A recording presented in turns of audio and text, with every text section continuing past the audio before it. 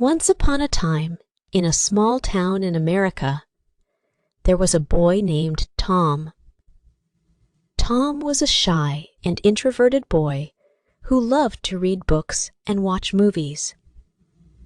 He was always lost in his own world, dreaming of adventures and magic.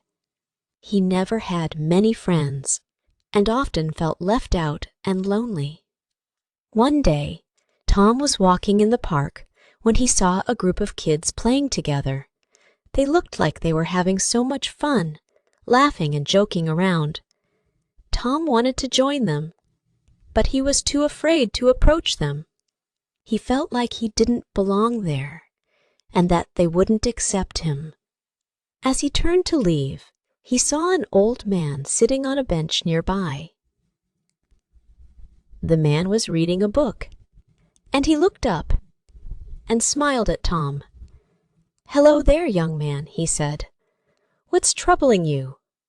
Tom hesitated for a moment, but then he decided to pour his heart out to the old man. He told him how he felt lonely and left out, and how he wished he had friends like the other kids. The old man listened patiently, nodding his head and smiling. "You know, Tom," he said finally, "sometimes it's not about finding the right friends, but about being the right friend." "Have you ever thought about that?" Tom was confused. "What do you mean?" he asked. The old man put down his book and turned to face Tom. Being a good friend is not about being popular or outgoing. It's about being kind, honest, and loyal. It's about listening to others and being there for them when they need you. It's about treating people with respect and standing up for what's right. Tom thought about what the old man had said. It made sense to him. He realized that he had been so focused on his own problems that he had forgotten to think about others. He decided to take the old man's advice and try to be a better friend. The next day, when Tom saw the group of kids playing in the park, he took a deep breath and walked over to them. He introduced himself and asked if he could join in. To his surprise, the kids welcomed him with open arms. They didn't care that he was quiet or shy. They just wanted to have fun and enjoy each other's company. As Tom played with the kids, he realized that he was having the time of his life. He felt happy and alive, like he had never felt before. He realized that being a good friend was not about being perfect or popular, but about being yourself and treating others. From that day on, Tom made many new friends. He learned that friendship was not about fitting in or being like everyone else, but about being true to yourself and accepting others for who they are. He also learned that sometimes the best way to find happiness is to give it to others. The old man in the park became Tom's mentor and friend. They would meet every week and talk about books and movies and life. Tom realized that the old man was wise and kind, and that he had a lot to teach him. Years went by, and Tom grew up to be a successful writer.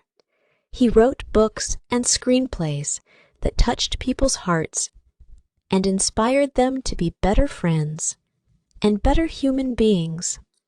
He never forgot the lesson he had learned from the old man in the park, and he always tried to be the best friend he could be. The old man passed away many years later, but Tom never forgot him. He wrote a book in his memory, a book that would inspire others to be good friends and good people. The book became a bestseller, and people all over the world read it and listened to it on audiobook.